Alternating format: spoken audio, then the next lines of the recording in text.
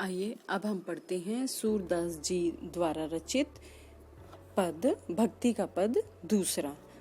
दूसरे पद में बाल कृष्ण माँ यशोदा से चंद्र रूपी खिलौना लेने की जिद कर रहे हैं। वे यशोदा जी से कहते हैं कि अगर उन्हें मन वांछित खिलौना नहीं दिया गया तो वे अब भी धरती पर लेट जाएंगे, कभी उनकी गोदी में नहीं आएंगे। वे गाय का दूध भी नहीं पिएंगे। खिलौना नहीं देने पर वे केवल नंद बाबा के ही पुत्र कहलाएंगे, माँ यशोदा को पराया कर देंगे। तो देखिए, अब हम आगे आरंभ करेंगे। ये तो था भाव। अब हम पहले पद को पढ़ेंगे ध्यान से और एक एक पंक्ति का अर्थ समझेंगे। तो देखिए, मैया मैं तो चंद्र खिलौना ले हो। अब यहाँ पर श्री कृष्ण अपनी माँ यशोदा से कह रहे हैं कि मैया मैं तो चांद रूप जो खिलौना है, चंद्रमा की ओर इशारा करते हुए कहते हैं कि मैं यह चांद रूपी खिलौना लूंगा। ले हो मतलब लूंगा। जय हूँ लोटी धरनी पर अब ही तेरी गोद न ऐ हो। अब वो कह रहे हैं कि मैं ना चाहे मुझे धरती पर लेटना पड़े, लेकिन जब तक आप मुझे चांद रूपी खिलौना नहीं देंगे, यह चंदा मामा मुझे नहीं देंगे, मैं आपकी गोदी में नहीं आऊंगा। सुरभि को पे पान ना करी हो, बेनी सिर ना गुहे हो। अब वो कह रहे हैं कि अगर सुरभि मतलब गाय, कामधेनु गाय, कि मैं गाय का दूध भी नहीं पीऊंगा और अपनी बेनी सिर ना गुहे हो, यानी जो मेरे सिर की चोटी है उसे भी नहीं गुथवाऊंगा। तो वो कह रही हैं कि जो जैसे तुम मुझे कहती हो ना दूध पी लो तुम्हारी चोटी बड़ी हो जाएगी, तो अब मैं ना तो गाय का दूध पीऊंगा और ना ही वह मेरी चोटी बड़ी होगी, ना ही तुम्हें उसे गूंथने दूंगा।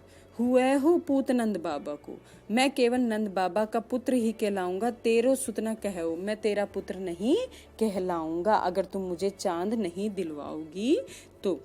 आगे आओ बात सुनी मेरी, बलदेव ही ना जने हो। अब वो कह रहे हैं कि यशोदा यहाँ पर कह रही है, आओ बेटा मेरे पास आओ, मेरी बात सुनो कि मैं तुम्हें यह चंद्र रूपी खिलौना दिलवा दूंगी, तुम आओ मेरी बात तो सुनो। हंस समुझावती कहती जसोमती नई दुल्हिया देहो।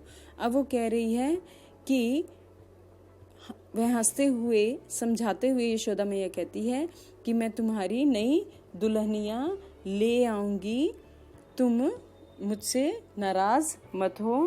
तेरी सो मेरी सुनी मैया अभी बिहावन जय हो। अब वो कह रहे हैं, श्री कृष्ण कह रहे हैं कि माता तुम्हें मेरी कसम, तुम मुझे अभी मेरा विवाह करने चलोगी। सूरदास हवे कुटिन बराती गीत सुमंगल गया। अब सूरदास जी यहाँ कहते हैं कि मैं श्री कृष्ण का बराती बनकर मंगल गीत गाना चाहता हूँ।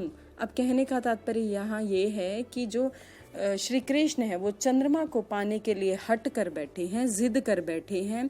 तो यशोदा मैया उन्हें मनाते हुए कह रही हैं कि बेटा हम तेरा विवाह करवा देंगे, तुम्हारे लिए नई दुल्हनियां ले आएंगे। और सूरदास जी उस विवाह में मंगल गीत गाना चाहते हैं बाराती बनकर।